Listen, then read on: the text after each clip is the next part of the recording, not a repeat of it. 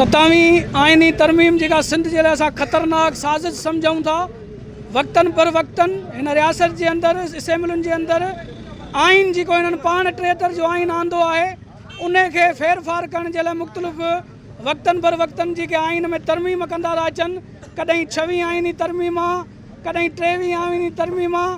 अॼु वरी नओं ड्रामो सिंधी माण्हुनि सां ऐं सिंध जी विरासत सिंध ते कब्ज़ो करण जे लाइ 27वीं आइनी तरमीम जे लाइ असां सम्झूं था त 27वीं आइनी तरमीम सिंधी माण्हुनि जे लाइ क़ातिल साबित थींदी। सिंध जी विरासत उन में तय आहे, जजनि खां सभु अख़्तियारात खसिया विया आहिनि। सो हीअ मश्करी आहे, मज़ाक़ आहे, माज़ी सॼी भरी पई आहे त जेके बि असेंबलियुनि जे अंदरि फ़ैसिला थिया आहिनि आइनियूं जेके तरमीमियूं कयूं अथनि उन्हनि सां अवाम खे को फ़ाइदो न मिलियो आहे। सो असां जो अॼु 26वीं तरमीम ठही वई हुई, हाणे 27वीं तरमीम जारी हले थी। अगरि जे इहा ठही वई त पोइ जो लाइअमल छा हूंदो?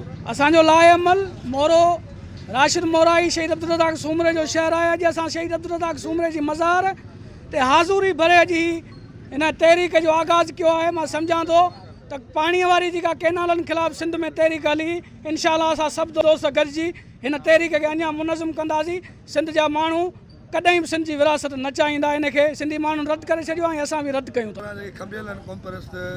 उन्हनि जी आज़ादी जो मुतालबो कयूं था। हाणे लालनि जेको ऑपरेशन आयो फौरी तौर ते बंदि कयो वञे। अदालतुनि खां मथां जेके हाफ फ्राई फुल फ्राई जे नाले ते सवे माण्हू क़त्ल कया था वञनि, उन्हनि जी असां मज़म्मत कयूं था ऐं इहे फौरी तौर ते बंदि कया वञनि। कहिड़े हवाले सां तव्हांजो ही गॾियल जेको आहे रैली तव्हां कढी? ही सिंध एक्शन कमेटी जे प्लेटफॉर्म तां जेके बि गॾियल तंज़ीमूं आहिनि, क़ौम परस्त तंज़ीमूं, उन्हनि जे प्लेटफॉर्म तां ही असांजो गॾियल एहतजाज आहे 27वीं आइनी तरमीम जे ख़िलाफ़ु। 27वीं आइनी तरमीम जेका हिननि पंहिंजे लाइ ज़ाती जेका असां आंदी आहे, हीअ हिननि खे रिलीफ मिले। असां हिननि जे रिलीफ जी सख़्तु लफ़्ज़नि में मज़मत करियूं था ऐं 27वीं आइनी तरमीम खे रद्द करियूं था। हीअ जेका नौजवाननि खे खंभण बंदि कयो वञे, इन्हनि जे खंभण जी असां मज़मत करियूं था।